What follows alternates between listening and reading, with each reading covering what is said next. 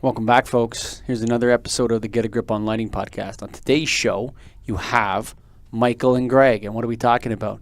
We're talking about our secret sauce, what we do out in the field. If you're a lighting dork like us, you should listen to this show because we're going to tell you all the stuff we do. Ain't that right, Greggy? That's right. We're going to dive deep into troffers today. We'll get into that in a minute.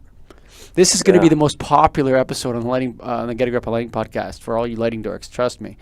But this episode of the show is sponsored by Keystone Technologies. Go to KEYSTONETECH.com, baby. KeystoneTech.com, Greg. Today we're going to talk about their flat panels. They have them in 2x4, 1x4, 2x2. They're real thin profile like all flat panels are, but they also have the right driver. They have the Keystone driver, so you know what it's going to be. No glare, edge-to-edge lighting. The other nice thing is they have surface mount kits for every one of them, a 1x4, 2x2, and a 2x4. Different Kelvin temperatures, different lumen packages for at least the 2x4. And so you can recess a fixture, or you can surface mount it. I recently did a project where I had wrap fixtures and recess fixtures, and they wanted them all to look the same. You recess the flat panel, you surface mount the flat panel, and you've got the same fixture, either recessed or surface mount. So nice option. Check their site out. You'll see it on our YouTube video. 0 to 10 volt? Right. 0 to 10 volt dimming. Boom. They got it all. There you go. Everything you need. Comes with everything. So, and of course, you got to remember the National Association of Innovative Lighting Distributors convention's coming up in Reno. Come on now. Who's been to Reno? You haven't been to Reno. Nobody's been to Reno. Come on down. Hang out with us. Greg and I are going to be there. We're going to roll in on Saturday because we want to spend a little time in that area of the country. And we're going to hang out there. So come on down to the National Association of Innovative Lighting Distributors trade show and conference. But for right now, let's talk troffers, baby, on the Get a Grip on Lighting podcast. So we're going to do a troffer deep dive today is what I call it. I don't know what it's really called, but that's what we're going to call it right now. So first, I want to start off with troffer. Do you know why they call it a troffer, Mike? Buddy, you just start off a show with a stump like that? Because there's a trough. I didn't know. I had to look it up. There's a trough in the middle. It's like a place where animals feed, right? Yeah. It's like they took the animal thing. They took the animal trough and they put it up in the ceiling and they put lights in it. That's what I think. So that's what I would have thought too. But when I looked it up, it was a blend of the word trough and coffer. So a trough is a long, shallow, often V-shaped receptacle for drinking water or feed of domestic animals, like you said. Domesticated animals. Domesticated. Okay. Not domestic. We can do that. I wrote domestic, but we'll go domesticated. Okay. And the coffer is a recessed panel in a vault ceiling or soffit ceiling coffers. So it's a blend of trough and coffer. It's a recessed fixture. You know what? One of your junior reps, after listening to this, is going to go out and tell that to a customer. We already did a meeting on this, and so they know that now. Isn't that exciting? Everybody Do you know why knows. they call it a troffer? Why is that, son? All right. So there you go. All right. So now what do we look at? The troffer is probably the most common fixture that we see in the marketplace, commercial lighting distributors. There's more troffers than humans. That's a good point. You think so? Yeah, for sure. 6 billion? Okay. Well, we're going to go with that. You heard it here. So when you look at a troffer or when you look at a recessed fixture, first of all, we know they come in different sizes, 2x2s, 1x4s, 2x4s. Metric. There's some odd ones. I've seen 4x4s. I've seen you ever sold a metric one? No, we don't get into that in the U.S. In Canada, there was a push in the 80s and 90s to make metric grid ceilings. So there's about like 3%. Exactly. There's like 3% or 2% out there are metric, and the tubes are there's metric 4-foot tubes that are actually fit into metric troffers. I love that. That's like, you sure, buddy? You want to buy a $40 light bulb all day long, man? Right. Anyway, yes, that's what they need a distributor. Mm-hmm. Nice. So when you're looking at that, obviously a lot of what we're doing in the market now is trying to retrofit these to LED. Sure. But before you go and say, hey, we're going to just do this, you got to get to know the fixture a little bit. Yeah. So number one thing I think is you got to get to know the ceiling. And why do you think that is? What do you got to know about the ceiling? Well, because you need to know, first of all, how is it mounted? You know, is it a sheetrock ceiling, or is it a concrete ceiling, or is it lay-in tile? Because you can recess a fixture in all of those. So that's important to know what you can do. This is all obvious to you. And if it's something else, figure out how that fixture is recessed. But did you in there. tell your Have you peeps seen? in Minnesota, Yeah. do you have to chain hang your troffers along with laying them in? Yes. Yeah, Right. that's part of code. You have to Huge do problem out there, newbies in the lighting industry. Guess what? that. It is very. Do you know why you have to do that? It's probably the same reason in both jurisdictions. Because Lay if it the down. fire department comes in, there's a fire, what they're going to do is they're going to take their hoses and they're going to blow out that ceiling. And they don't want the lights coming down on top of them. So if there's a Crazy. fire Yeah, in that building, the fire department's going to come in with their hoses and they're going to blast the drop ceiling right out of the ceiling. Like it's going to be gone with these fire hoses. And they don't want all the lights coming crashing down on top of them. So don't mess with the first responders, son. Chain hang your droppers. And that's the fun about this is that you get into, if you do replace a fixture, there's a lot of fixtures that aren't chain hung right now or aren't hung from the ceiling. Oh, yeah. And Man. you find that out when you're installing and getting into the job, as you know.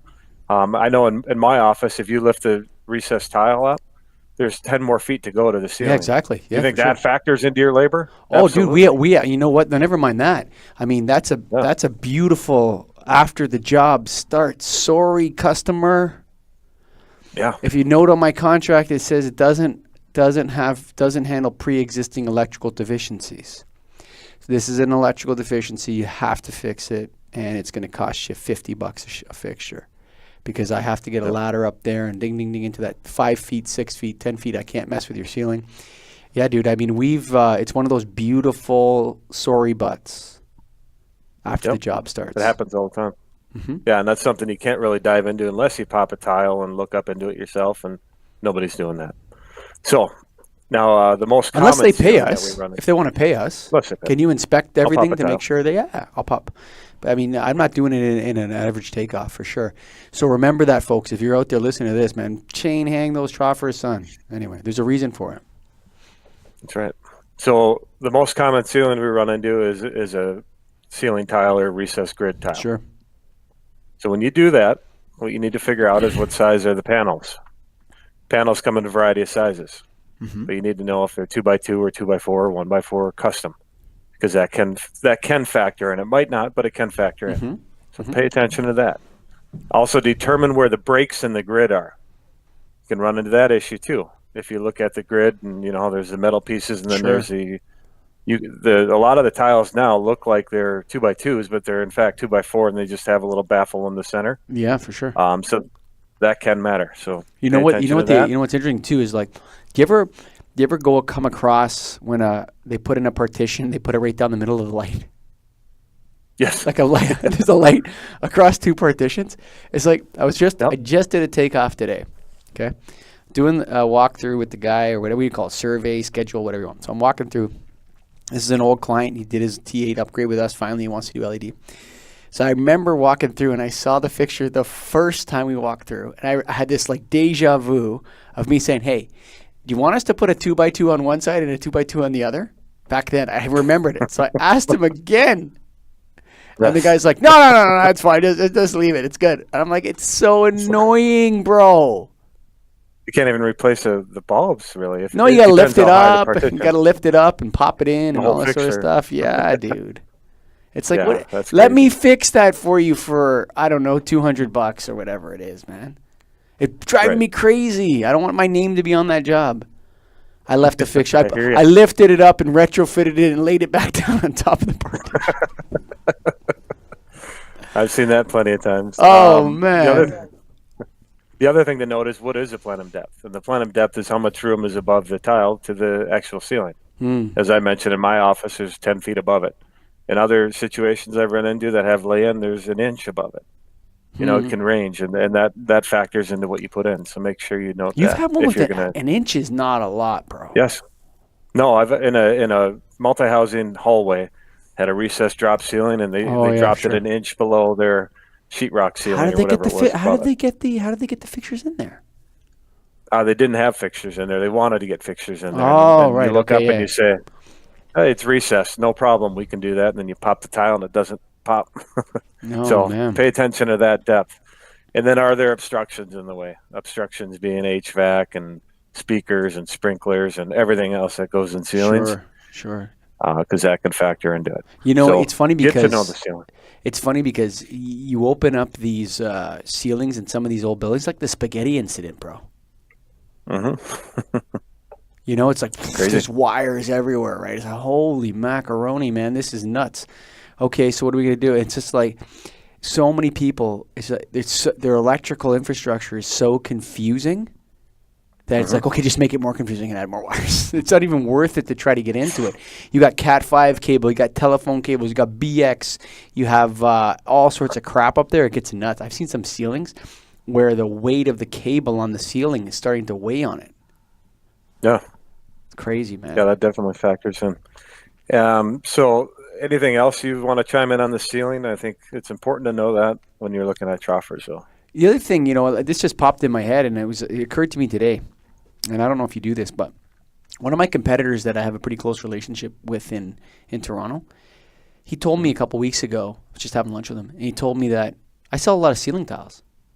I'm like, what? He's like, yeah, sometimes when we do a troffer replacement, we also offer to change all the ceiling tiles. And he's like, yeah, it cost me like $4, and we sell them for like $12 each, and it's huge profit. He's like, it's like a money maker.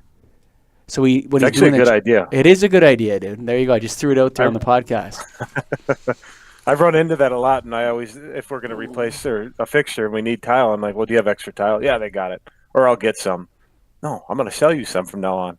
Yeah. Let's get into the tile business. He showed me and he took a picture in his warehouse. He sent me a picture. He's got like a whole skid spot in his warehouse of ceiling tiles, different colors and stuff. He's like, yeah, man, I go through tons of them. And he says it's something that people don't on your proposal. They always go, that ceiling tile is too much.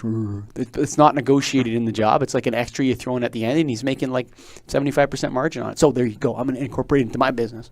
So in terms of the ceiling, so I guess the message is to start inspecting those tiles. Look, if there's a lot of stained ones, just change them all. Boom. True. People Another opportunity for you. There you go. Yeah, absolutely. All right, so you know the ceiling when you have that, and then as with all light fixtures, you need to know the application. What are the tasks being performed under that light?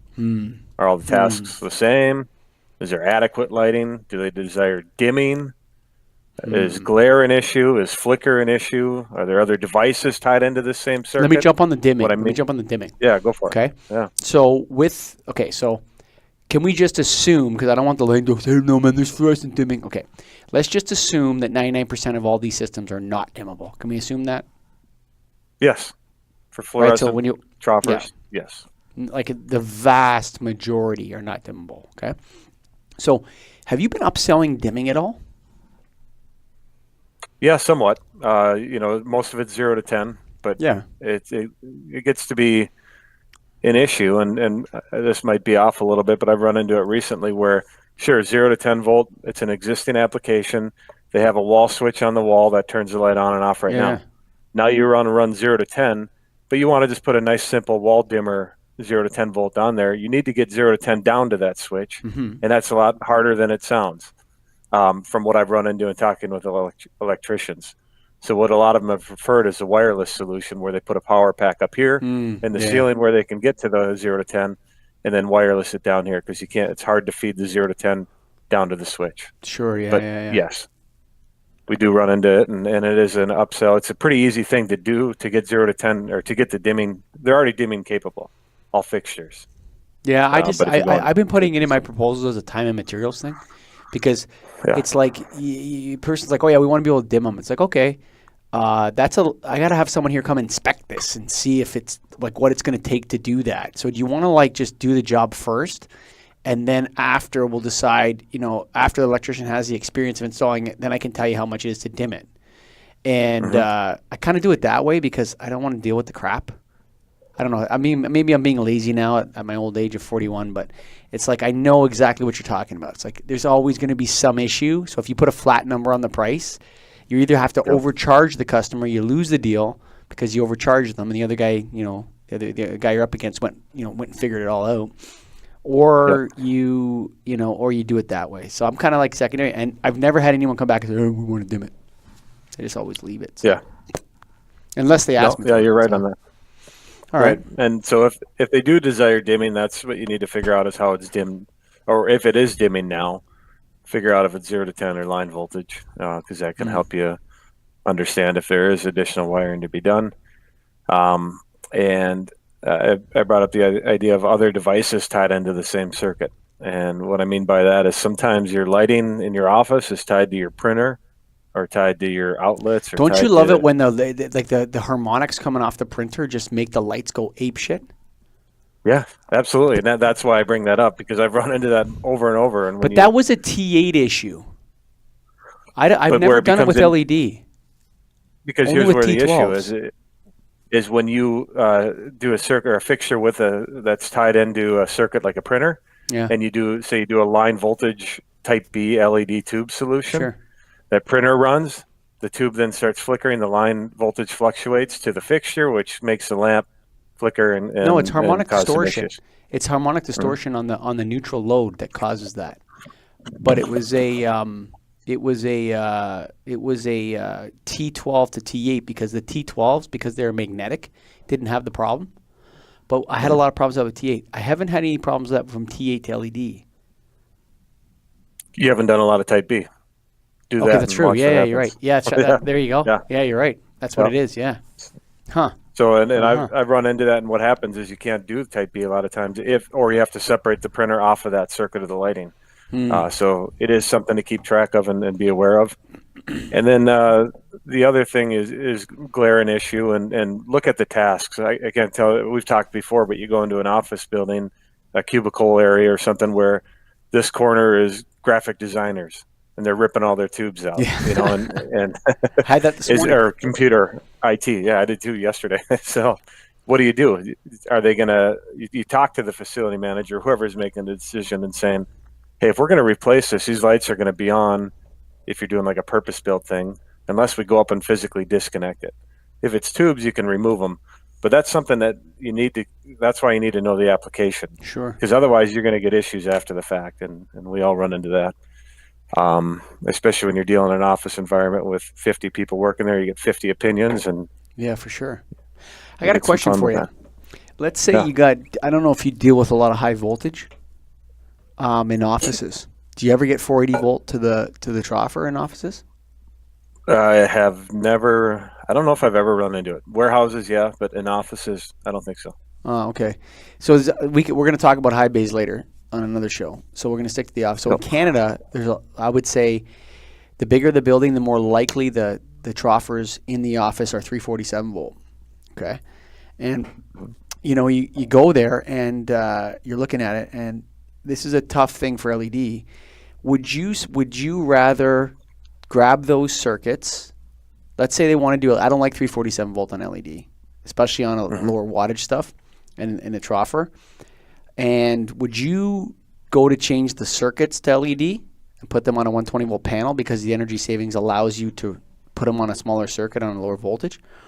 Or would you prefer to put some kind of those Keystone step-down transformers we talked about on one of the shows? Or would you prefer to put some sort of step-down voltage in the fixture? I think the best way is if you can actually do dedicated new line or new voltage to it. Yeah. But it's not always the most cost effective. So we end up doing a lot of step downs because of Do that. you? The step down transformers, yeah. Yeah, like the Um, step-down transformer it's kind of like another point of failure in the system. Yeah, true. So it's like if I tell the customer, I say sometimes it's actually cheaper. 'Cause sometimes the two panels are right beside each other, and you got 4 circuits on the 120 volt panel that's ready to go or whatever. And you just go bink, bink, right? And it's like 5 hours of electrical work or whatever, and then the whole thing is 120 volt. But you got to make sure you change it quick or whatever. But it's like, or you can even just do it in real time because a lot of those panels are, like a voltage range. So they're, 120 to 277. So you can just whatever. But yeah, I mean, I prefer that circuit solution over the actual, actual step downs inside. Because I don't have any idea how long a step down transformer is going to last. Especially the you're small right. little electronic ones. I just get the feeling like, it's 347 volt. What's in there? I don't know, man. I don't know. Not that I don't think it's part of the solution, but I'd rather do the circuits than do the step down. Yep, no, I'm with you on that. And then the other thing with application is there anything unique? And especially with lay-in fixture or troffers, there can be some unique things. Is it a clean room? Is it a paint booth? Things like that, where the fixture that you put in or how you retrofit it will totally matter. So you need to know that. Paint I've booths run are into a way lot of, more work, bro. oh, for sure. Sometimes they're laying over some glass. Sometimes they're part of the actual paint Sometimes booth you have to screw itself. from the front. Sometimes you have to get on top of it and unscrew from the back. And yeah, it's a tough nut, man. Paint booths are tough. Yeah, definitely. So anything else you have on application? Yeah, you know what? Stand up? I was had something pop in my head there about troffers a minute ago. Oh, do you do a cleaning? Do you do a wipe or a dry wipe or a cleaning of troffers when you do, or wipe the lens off or whatever? If we're going to retrofit Retro? it, typically, typically we try. I don't have the electrician spend a lot of time, but it's a nice feature to do, right? Might as well clean it up. Otherwise, you put it right back up with bugs. How about you? You know what? I mean, it depends on. It depends. I like lenses. I like selling lenses. A lot of people don't. Yeah. So I like counting lenses and selling them. It's like a way I know how to do that very well. So it's like, okay, if you're not going to change it, how many lenses are out? That's kind of the way. If you're not going to flip it, if you're not going to pop in a new Troffer, if you're going to retrofit, how many lenses are out? What's stopping you from using that Keystone or whatever, whoever's got one, TCP probably has one, or whoever else, I'm not going to, whatever. What's stopping you from just retrofit kits all the time? That Keystone kit. It's beautiful, dude. Why would you take out a Troffer? And put in a brand new one? Yeah. You're talking? I don't often. I most often I'm retrofitting them. Yeah. And we're going to get into why you do one over another, but yeah, you're right. So oftentimes you don't need to put a whole new fixture in, and especially when we talked about, hanging the lights, you might have to go back and rehang them from the ceiling and all that stuff. Don't mess with that. Just pop it in. Pop it in. We'll get into that. Okay. All right. So the other thing is to get to know the current fixture. I know we've been talking about that, but again, what size is the current fixture? Is it 1x4? Is it 2x2, 2x4 custom? What type of lens? We know all the different, there's acrylic lenses, there's parabolic lenses, there's paracubes or egg crates, there's direct, indirect, and all of this does matter in what your solution is going to be, because you can't always retrofit some of those.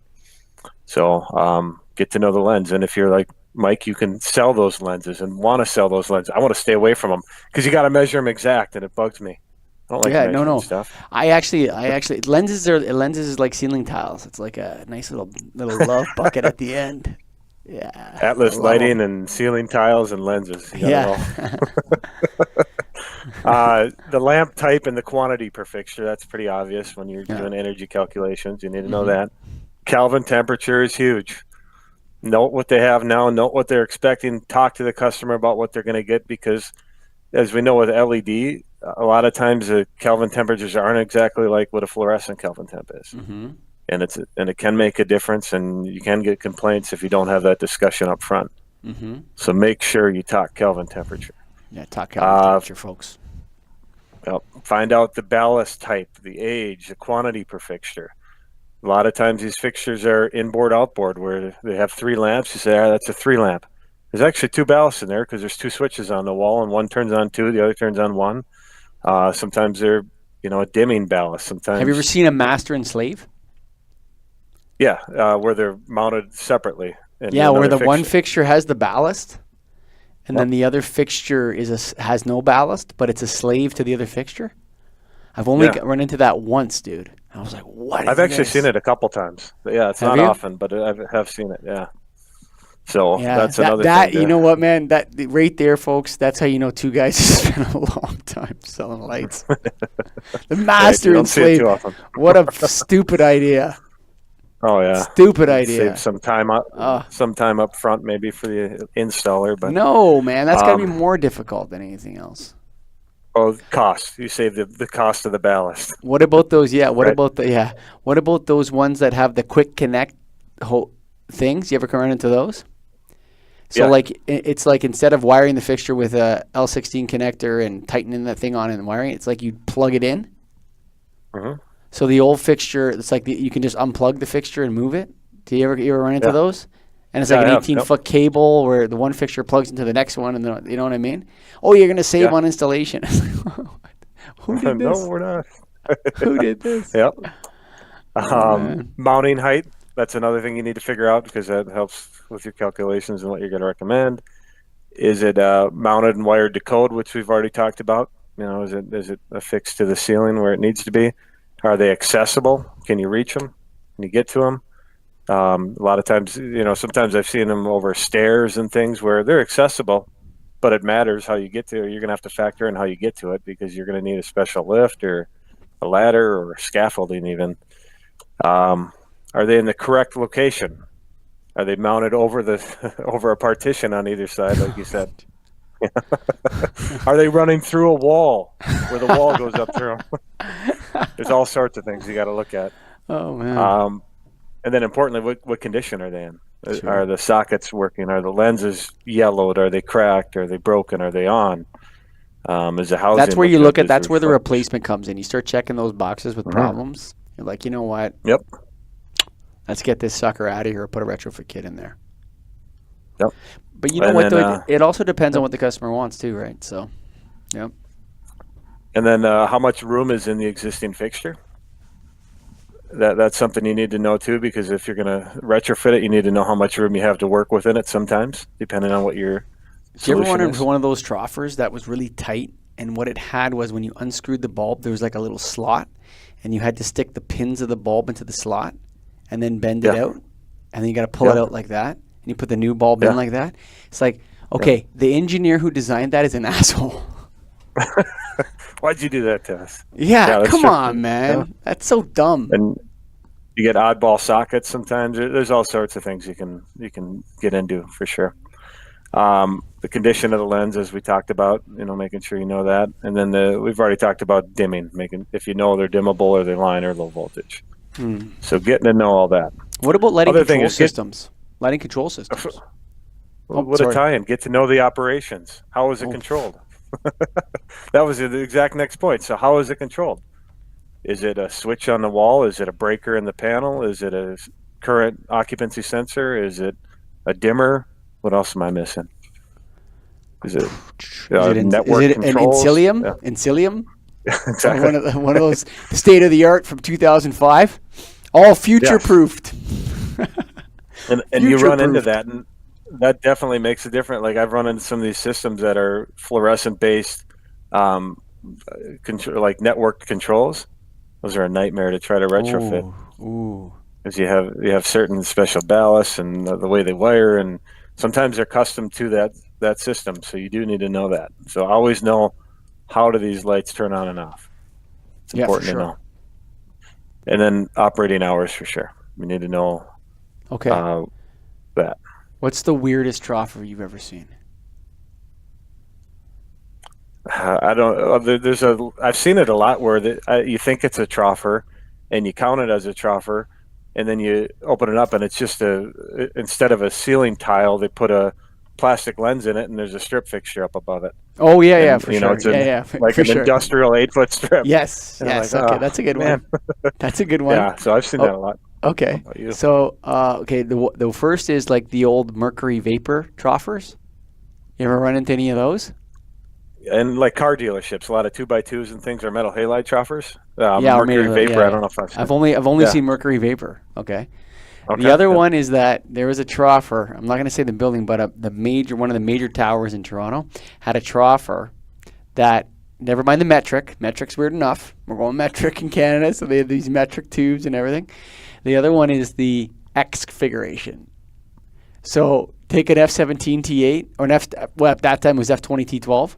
Take an F20 T12 and put it diagonally across a 2x2, and take another F20 T12 and put it diagonally the other way. Weirdest troffer ever, buddy. I would love to have one of those for my lighting museum, dude. The X troffer. The X troffer. Yeah, it was nasty, dude. Oh man, it was so nasty. It's gone now, you said. Oh yeah, they ripped those out. But that's back. You're talking when I was selling that guy, and this guy was buying skids of F20 T12 warm whites. Skids, dude. This building was huge, so he'd take like 3-4 skids at a time and relamp a floor. And he's like, he comes to me going, I don't know who put this X system in here. He's like, oh God, it's such a nightmare. The sockets would break, and it was this weird socket you had to get. You know, socket was $25. Oh man, Yeah. I love that account, man. I was rocking them. That's awesome. You want to buy some more of Find those some sockets? ex-droppers. You want to buy some more of those sockets? Yeah. Take a couple thousand, That's man. funny. Keep them in stock. Right. Well, that's good. Oh, So man. then once you take all this into account, then you can start figuring out what you can recommend. And a lot of times you can recommend multiple options. And I would say, I don't know, 90% of the time you probably can.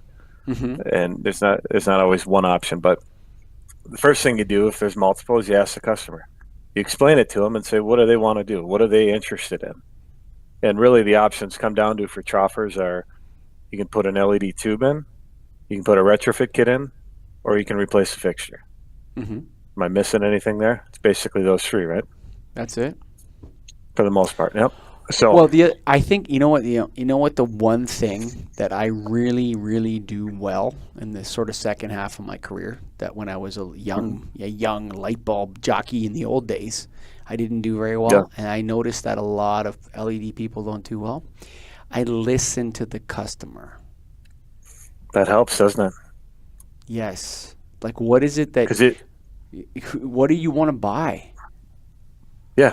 Because if you go in and you assume they want something and they don't want it and you're pushing it, they're going to throw you out or they're not going to take you into account. So talk to them about it and say, what are you interested in? I was training a rep the other for day. And I'm doing sales calls with him, right?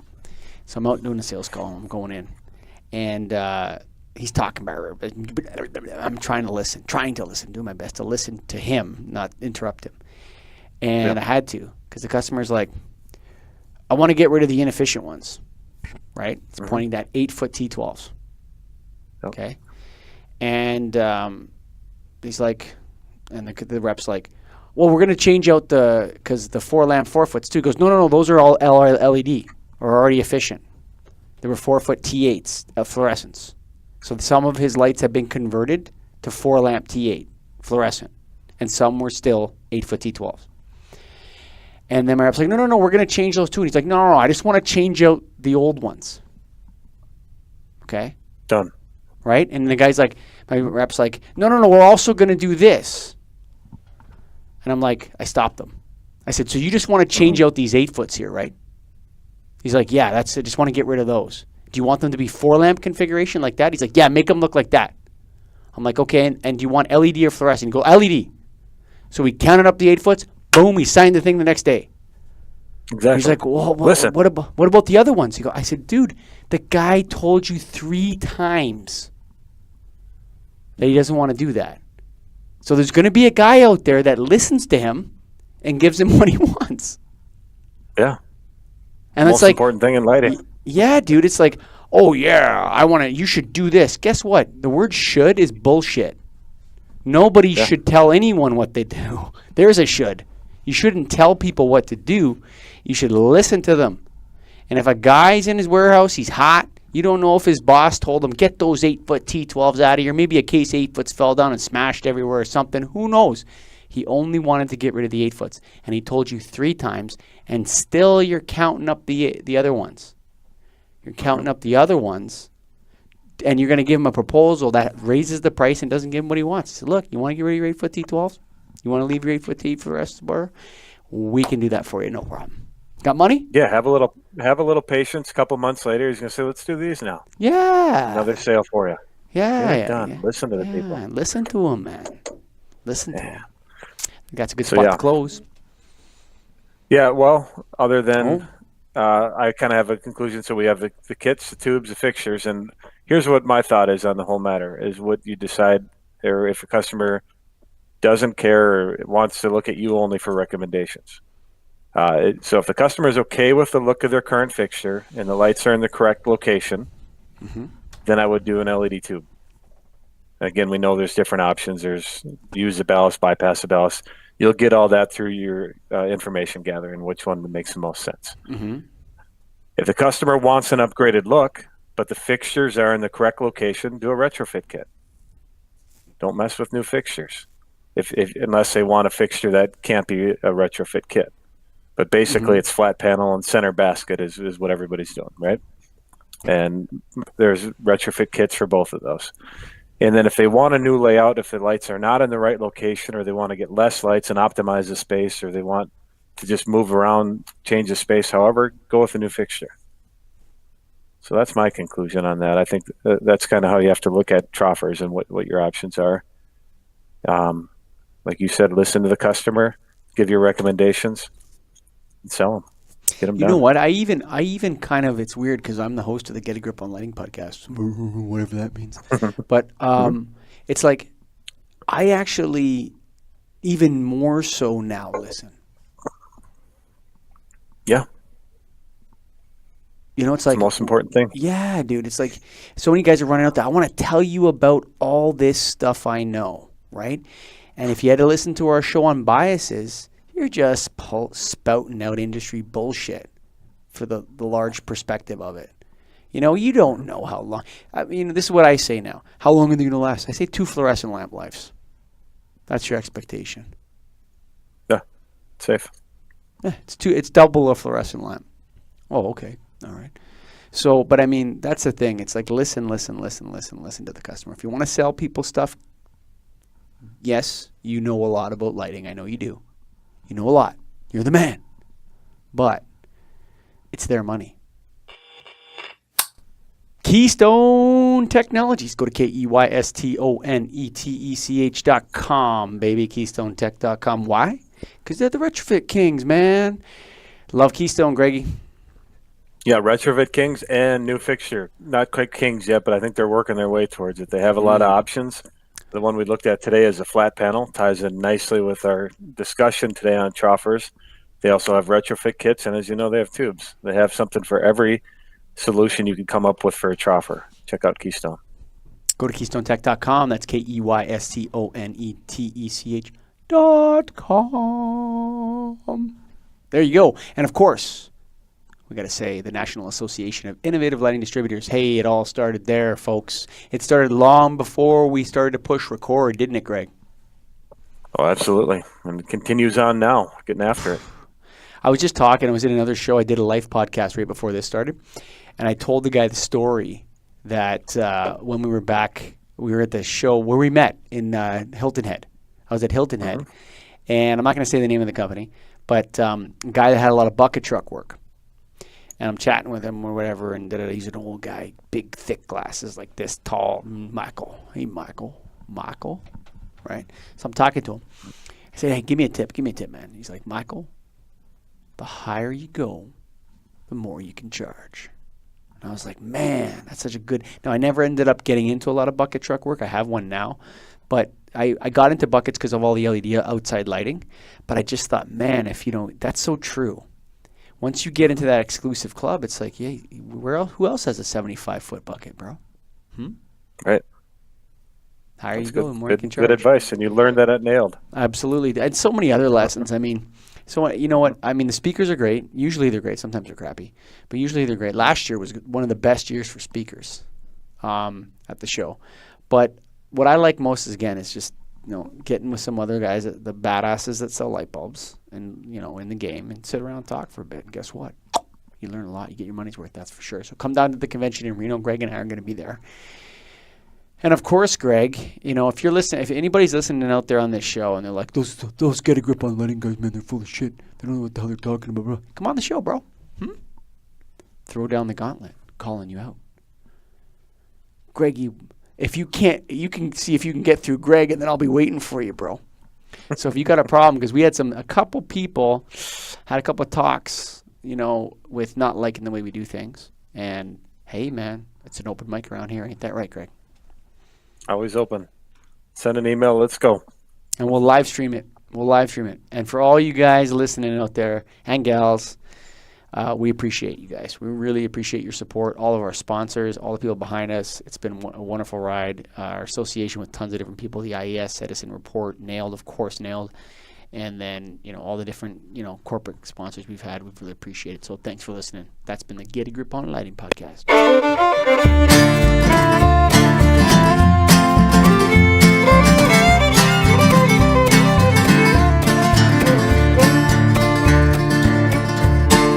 Written on the rectory wall, there's a sign there for all. You you are lost, the Lord is there to find you.